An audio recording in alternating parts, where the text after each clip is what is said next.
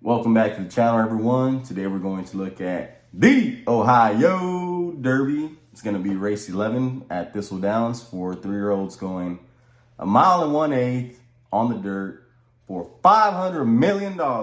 Just kidding, it's 500,000. But we're not going to take too long in this video. As always, I try and make it short and sweet and to the point because I don't talk about pedigrees and none of that stuff. So if you find yourself clicking on this channel, the thumbnail, whatever you want to call it, we talk about the wagering aspect here on this channel mostly, unless it's a Kentucky Derby or some other major race in which I'll go a little bit more into detail about it. But if you're just here to see what kind of bets I make or what, then this is a spot for you. So make sure you click that like, make sure you hit the subscribe button, and let's get into it.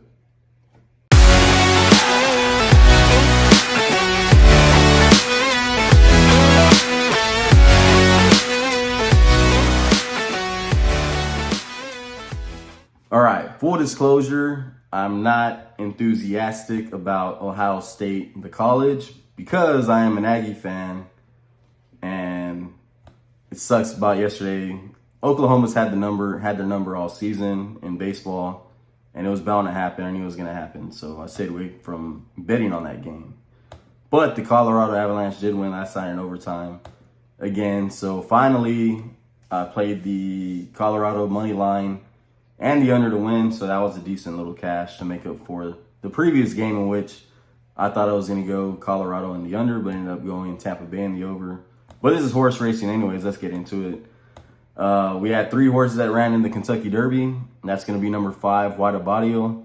Finished 16th in the race, hung up wide the whole race, and I just didn't like his post position. And he was, like I said, too wide during the whole thing. Finally didn't hit the board. Horrible race for him, but you can draw a line through that one because of the 20-horse field.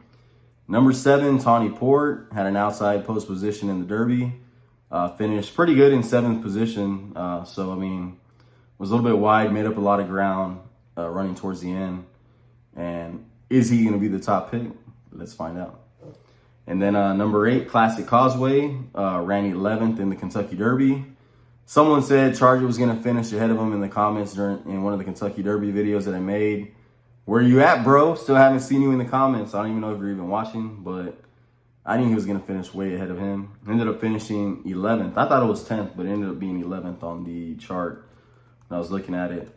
Then another top contender who did not run in the Derby and who scratched out, causing Rich Strike to win. If you want to talk about it in that kind of angle or way, whatever you want to call it. Why is my laptop throwing me errors? I don't know. That's going to be number 4. Dwayne, I'm getting ahead of myself. That's going to be number 4, Ethereal Road, however you want to pronounce it. I've heard it both ways. For the coach, Dwayne Lucas, there we go. Rafael Bejarano will be on board in the irons. He's going to be 4-1 on the morning line. Maybe the favorite. I have no idea. The 3 top horses, I guess you want to say it. They're all decently priced. So, I mean, if you like either 3, whichever one you pick, I can't be mad at you. But as I was saying before my alarm went off and ruined the whole uncut video or one-cut video, whatever you want to call it. Like I said, there's going to be other contenders in this race. So whichever one you choose to go with, that is entirely up to you. My top pick of this race is going to be number 7, Tawny Port for Brad Cox. Florent Giroux will be on board in the irons. This horse has 6 lifetime starts, 3 wins, and 1 second. Most recently won in the Lexington over at Keeneland, and he beat Major General and In Due Time. Excuse me. Allergies have been bad since I got back from West Texas, so I apologize. But ran 100 Equibase speed figure in the Kentucky Derby. Like I said, came in 7th position. 7th place, whatever you want to call it. And let's see. The post right next to him is going to be number 6, Pineapple Man. So if you like a long shot, this is one that I found a little bit interesting in. 5 lifetime starts, 1 win, 2 seconds and 1/3, 10-1 morning line odds. He's going out for Mike Maker and T.D. Houghton, however you want to pronounce it. I'm sorry. Never said her name before. Forgive me. But yeah, this horse, he's ran a 82 Equibase speed figure, an 84 and an 85. He's got pretty good workouts in June, or I guess the first workout in June was pretty solid. And then the one after that was, it was whatever. But at 10-1 morning line odds, he could be like another creative minister type of horse to hit the board. So if you don't like him in the win position, use him for second, third, or fourth in your superfecta. And let's talk about, let's see, where are we at?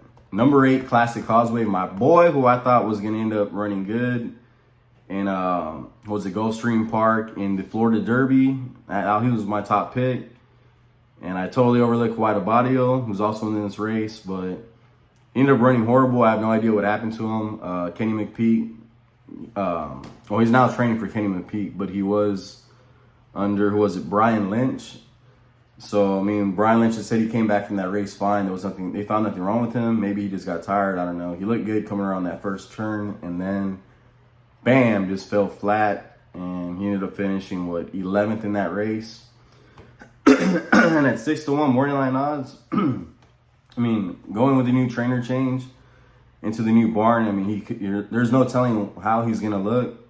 But we already know he's going to be going straight to the front. So if you like a front runner in this race, that's going to be up to you if you want to use him or not. But I did not make a little slide for this one. But let's talk about the previous Ohio Derby winners. In 2018, Core Beliefs won, ran a 109 Equibase speed figure.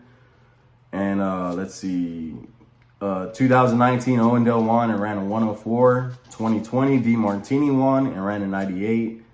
And in 2021, Mask Parade won and ran a 108 Equibase speed figure. So if you average those all out, the average winner, I guess, or winning speed figure has been a 104.75. So for that reason, not a whole lot of these have ran 100 Equibase speed figure pluses or whatever. Tawny Port ran 100 in his last race. Ethereal Road ran 100 in the Sir Barton Stakes at Pimlico back in May. And that's pretty much going to be it as far as top Equibase speed figures go. So I'm not saying you have to have 104. I don't start getting all crazy in the comments. But, I mean, having a solid Equibase speed figure, at least going to the previous 4 years, is obviously going to help in any race. But in 2018, when Core Beliefs won, he was a closer. And a closer finished in first and second place. Same thing in 2019, first and second place. And then in 2020, front runner won, which was D Martini, and a closer finished in second place. And then in 2021, I guess a mid-pack runner won, and a closer finished in second. So with that being said, let's look at my pace, I guess your pace predictions, or where I think these horses are going to run, at least something coming out on paper. Your front runners is going to be Brigadier General, Pineapple Man, and of course Classic Causeway going straight to the lead and trying to hold it, try to go wire to wire. Is it going to happen? I have no idea. I doubt it. And then mid-pack, White Abadio can actually be on the lead or sit off the pace. Then Tawny Port and number 1, Breeze. And then number 4, Ethereal Road. And what's dropping G's? Number 3, I think. Yeah, number 3. Dropping G. So like I said, if you want to use a front runner, you can just use a closer underneath. That's what I guess you can say the trend has been the last couple years. But for me, my top pick, like I said, is going to be number 7, Tawny Port. And I'll be playing in an exacta box. I'll be playing a couple bets, actually. I'm going to use number 7, Tawny Port in the win position. Underneath, I'm going to use Ethereal Road, White Abadio, and Classic Causeway. I'm also going to play an exacta box, the 4-7 Ethereal Road with Tawny Port. Then I'm going to play a tri-wheel 4-7 with the 4-7 with a 1, 2, and 6. So hopefully Pineapple Man can get there. And hopefully he's like 14, 15, 16, 1. I don't know. I just hope this isn't another one of those races where everyone sees a long shot and they start dumping all this money on it. Because, I mean, yeah, that'll help out if your two, I guess, favorite horses end up coming in first and second. But it's also going to ruin I guess, the odds on it for the exacta and superfecta. If everyone for the trifecta and superfecta, if everyone and their mother is using the same exact horse. So that's one that I'm going to definitely be using. Is going to be the number 6. I'm also going to play a long shot exacta box. The 2, 4, 6. Is it going to happen? Probably not, but hey, it's worth $6 because if it hits, it's going to pay. Because all the money's going to be coming in. What I believe is going to end up being the post-time favorite is going to be number 5, Wide Abadio. They have Tawny Port at 3-1. Wide Abadio 7-2. Ethereal Roads 4-1. Classic Causeway 6-1. Let's see, Baris, who's you can also use underneath too as well in your tries and supers. Maybe exact as I doubt it, but 3rd, 4th position, he's going to be solid to use. So that's going to be it for my wagers. That's going to be it for my thoughts on this race. Hopefully Tawny Port sits off the pace and lets Classic Causeway tire himself out.